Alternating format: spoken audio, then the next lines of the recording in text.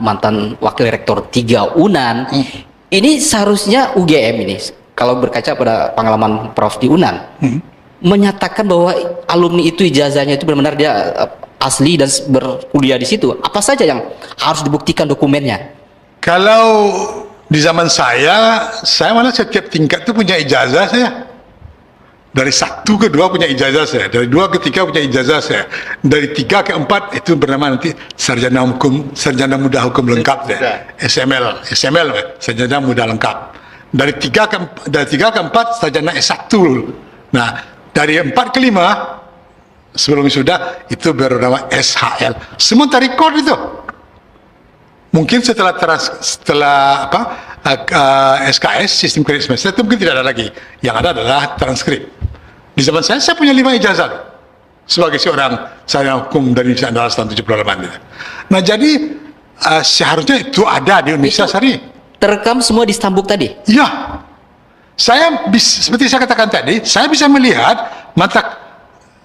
begini contohnya, saya masih ingat betul persis. Dari tingkat 4 ke tingkat 5 itu ada 12 mata kuliah.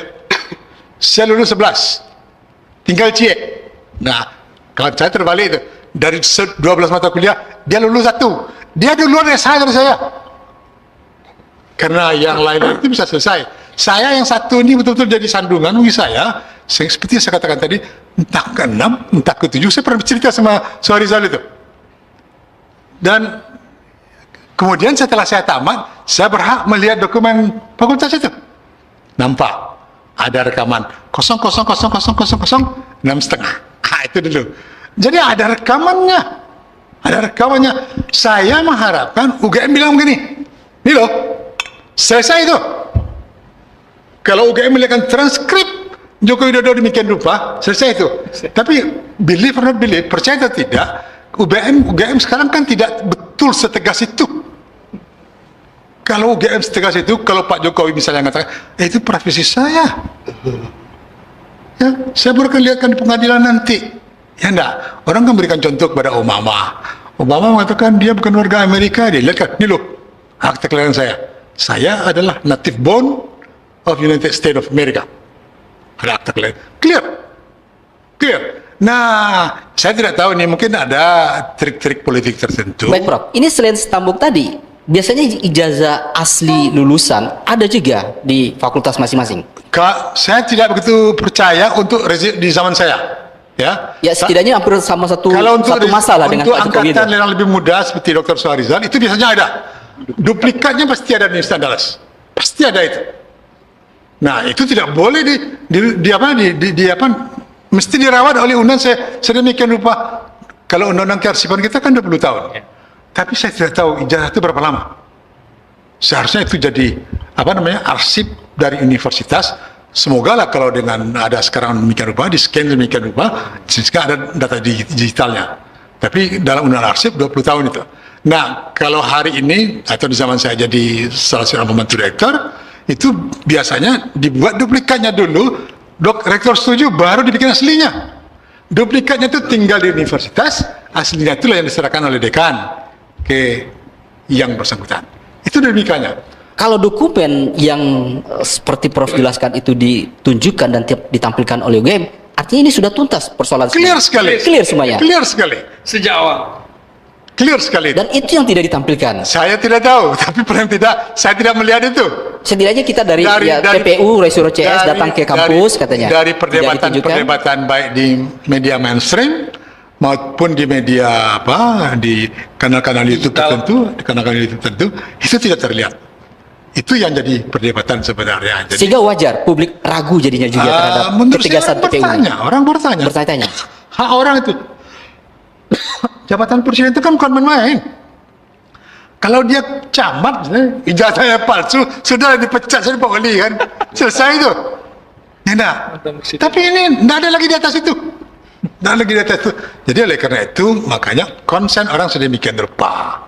Jangan salahkan siapa-siapa. Kalau ada yang mencoba seperti orang main kartu, naruh kartu demikian rupa sehingga permainan itu mungkin seru kan? Bolehlah itu.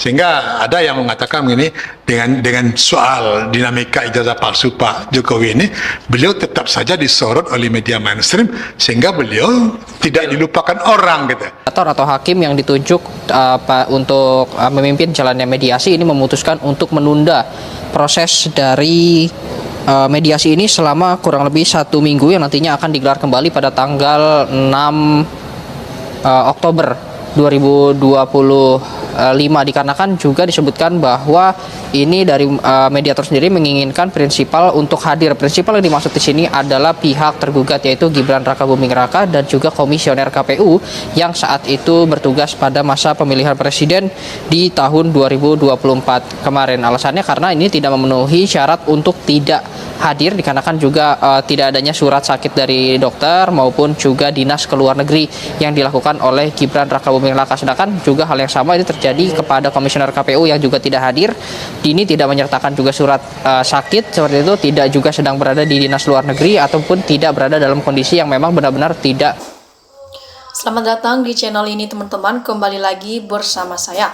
Teman-teman, di mana sekarang tadi kita lihat cuplikan video yang sangat begitu menarik tentang lagi dan lagi permasalahan kasus ijazah palsu Joko Widodo.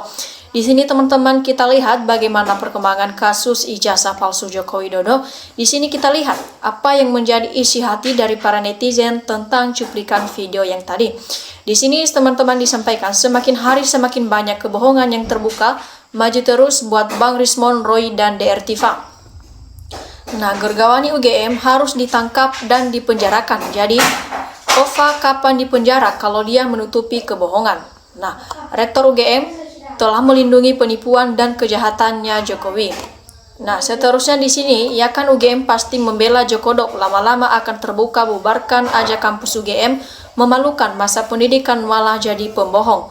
Nah, teman-teman, semakin terkuak kebohongan Jokowi dan Rektor UGM, ijazah yang dipakai Jokowi untuk maju jadi presiden itu memang 100% palsu, tidak usah diragukan lagi, dan tinggal nunggu azab yang diterima dari Yang Maha Tahu segalanya.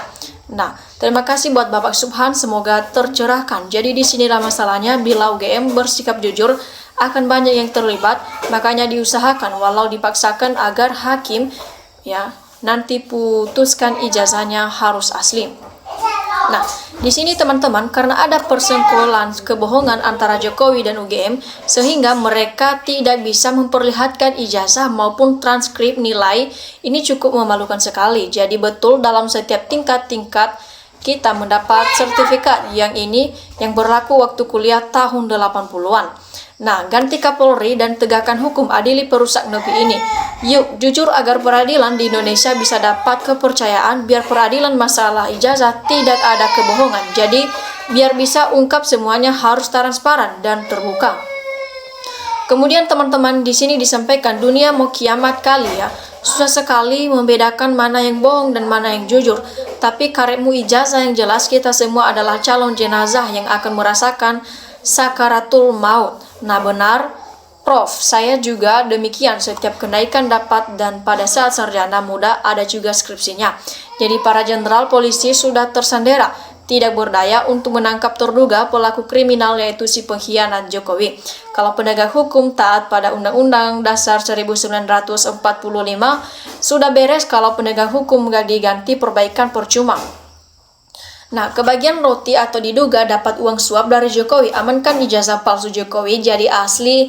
Contoh pihak Polda Metro Jaya dan Mabes Polri terlalu dini nyatakan ijazah Jokowi sah dan asli, tahunnya identik podowai dengan palsu.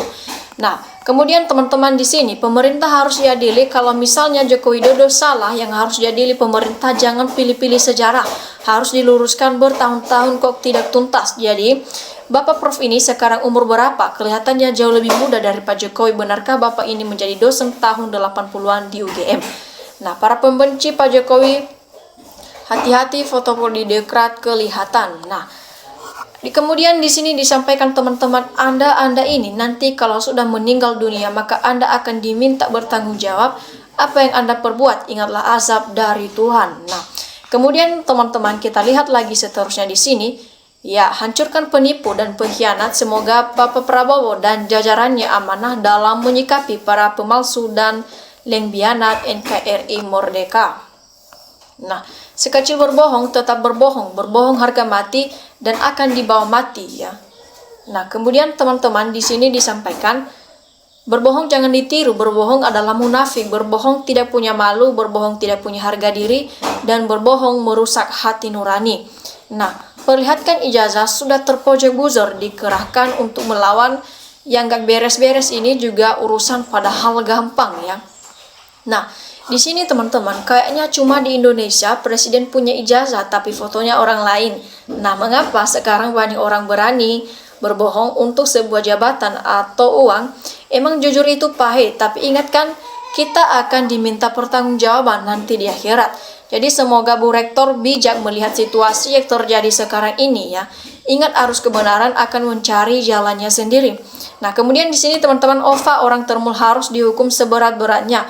Ya, usul Bang Pak Ketua, Komandan Buk, bagaimana kalau semua orang yang kuliah di UGM perlihatkan ijazahnya kan itu nanti clear. Nah, di sini rektor UGM yang bermasalah dengan perbankan 28M diangkat rektor oleh Jokowi. Sepertinya ada benang merah antara pengangkatan OVA sebagai rektor UGM dengan kasus ijazah gaib Jokowi. Dulu sarjana muda, dulu baru lanjut sarjana lengkap. Nah, bukan trik politik tertentu, Prof, yang jelas si Jokowi ini tidak punya ijazah asli. Nah, Neng tunggu saja di pengadilan agar selesai siapa yang pembohong dan siapa yang berfitnah. Kalau bisa, yang kalah digantung saja. Nah, kemudian teman-teman di sini ulah si Joko Dok dengan Ovani sudah membodohi orang se-Indonesia. Integrasi saja si Jokowi pasti tak bisa jawab. Tangkap termul-termul serta pengacaranya tuh semua pasti mereka kelabakan.